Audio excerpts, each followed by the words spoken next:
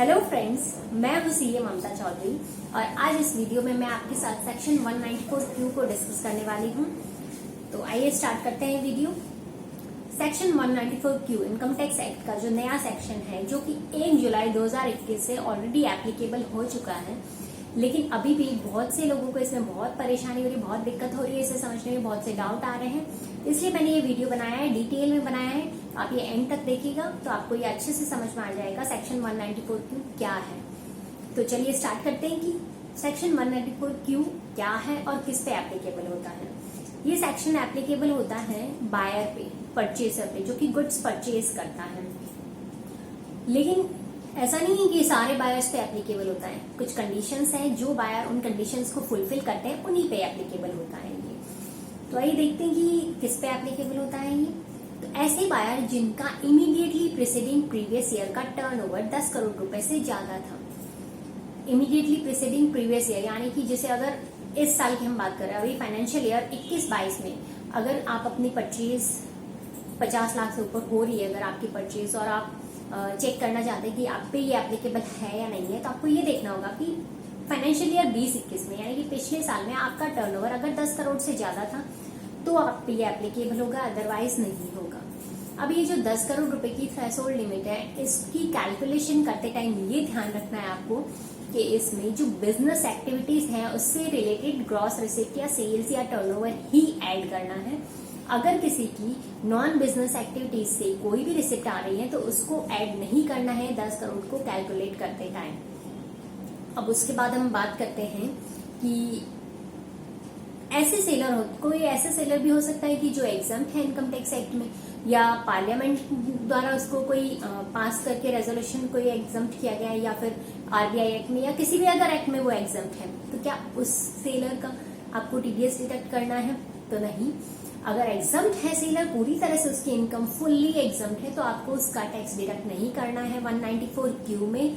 भले ही वो आप पे एप्लीकेबल हो रहा है, बट तब भी आपको नहीं करना है। लेकिन आपको ये चीज ध्यान रखनी है कि अगर उसका कोई भी पार्ट ऑफ द इनकम, थोड़ी सी भी इनकम, उसकी पार्टली इनकम भी अगर एग्जाम नहीं है, टैक्सेबल है, तो फिर ये सेक्शन उस पर एप्लीकेबल हो जाएगा।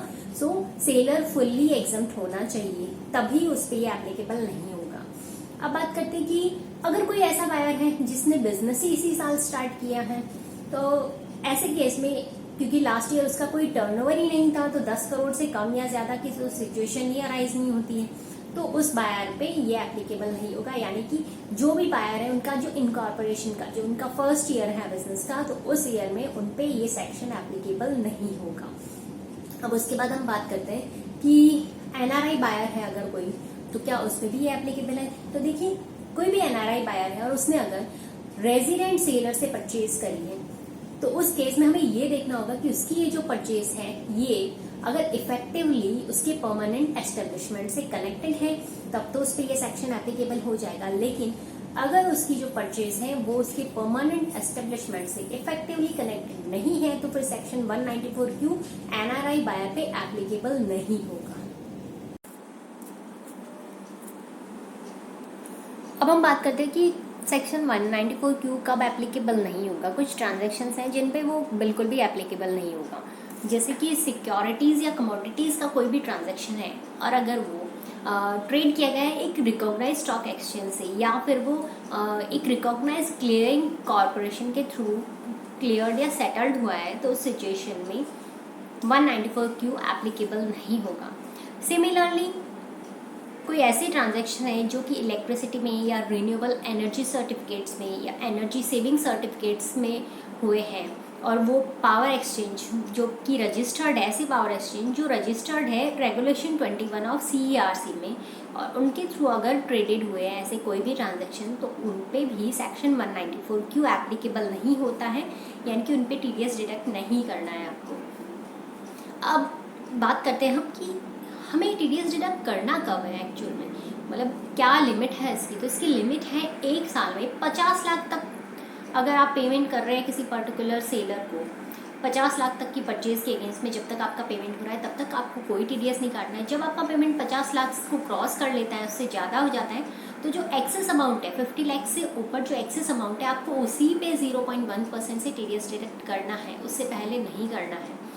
अब ये जो 50 लाख की लिमिट है ये पूरे साल के लिए है, लेकिन क्योंकि इस ईयर में 20 जो 2021-22 जो फाइनेंशियल ईयर है इसमें ये एप्लीकेबली सेक्शन 1 जुलाई 2021 से हो रहा है, तो यहाँ पे कंफ्यूजन है कि हमें 50 लाख की जो लिमिट है वो 1 जुलाई से कैलकुलेट करनी है या 1 अप्रैल से करनी है। तो देखिए कैलकुलेशन तो आपको 1 अप्रैल से ही करनी होगी, लेकिन आपको टीडीएस डिडक्ट जुलाई के बाद जो पेमेंट है उसी पे करना है। इसे मैं आपको कुछ सिनेरियोज से समझाना चाहूँगी। तो इसमें यह है कि जैसे सबसे फर्स्ट जो सिनेरियो है, तो इसमें अगर 1 अप्रैल से 30 जून तक आपका कोई टर्नओवर है ही नहीं उस पर्टिकुलर सेलर के साथ, आपने कोई परचेज किया ही नहीं है उससे, और उसके बाद 1 जुलाई से लेकर 31/3/2022 तक में आपकी परचेज 70 लाख रुपए हो गई है, तो 50 लाख तक कोई लिमिट नहीं, आपको कोई टीडीएस नहीं काटना है। तो 50 से ऊपर जो 20 लाख रुपए हैं उस पर आपको टैक्स डिडक्ट करना है।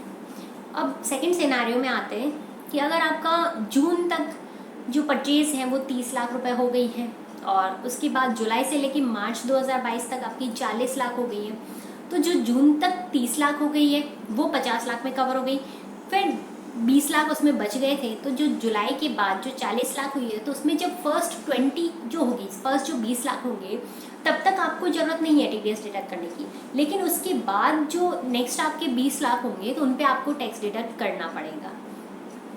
अब बात करते हैं सिनेरियो 3 की, कि अगर आपका जून तक 50 लाख की परचेज हो चुकी है, तो उसके बाद अगर जून तक 50 लाख की हो चुकी है, तो उसके बाद जुलाई से आपकी जितनी भी परचेज होती है उस पर सारे पे ही आपको टैक्स डिडक्ट करना है। तो इस सिचुएशन में भी बाद में 20 लाख हुई है तो 20 लाख पे आपको करना है।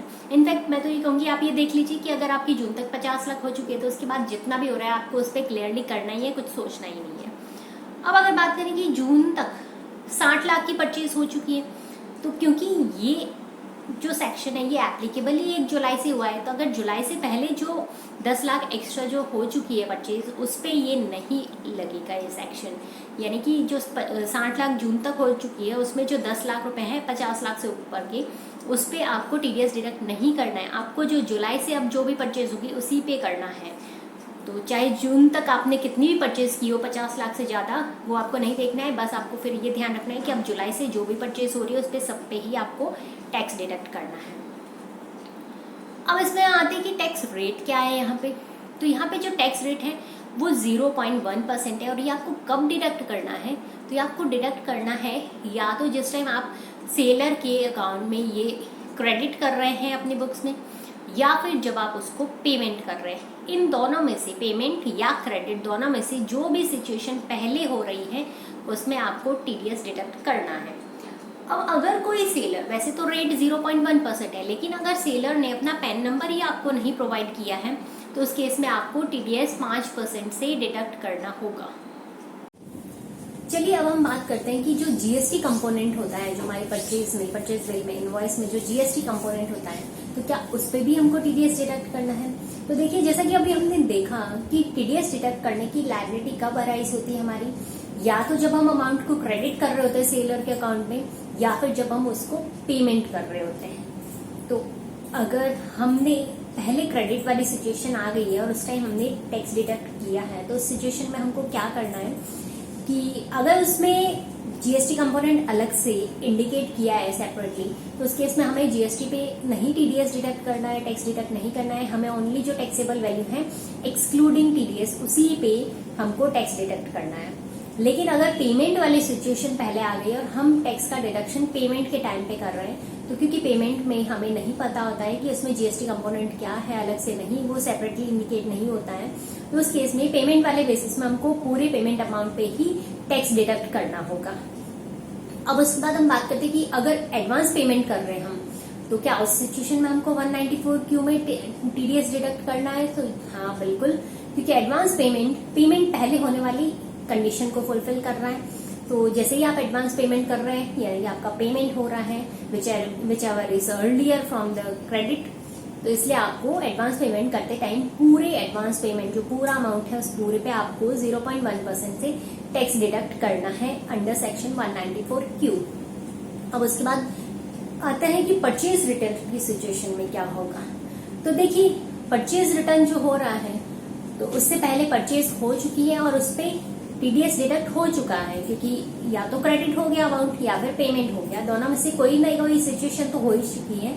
तो उस केस में आपका टैक्स तो डिडक्ट हो चुका है। अब जो परचेज रिटर्न हो रही है तो उस पोर्शन पे जो टीडीएस का कंपोनेंट है उसका क्या होगा, तो उसका होगा ये कि अगर आपको जो सेलर है वो आपको परचेज रिटर्न का जो आपका अमाउंट है वो मनी पूरी वो रिफंड कर रहा है, तो उस सिचुएशन में आपको करना ये है कि नेक्स्ट जब भी उस सेम सेलर से जब भी आपका नेक्स्ट जो भी ट्रांजैक्शन होगा तो वहां आपका जितना भी टैक्स बन रहा होगा, टीडीएस बन रहा होगा, तो उसमें आप ये अमाउंट जो परचेज रिटर्न के अगेंस्ट जो अमाउंट है टीडीएस का उसको आप एडजस्ट कर लीजिएगा।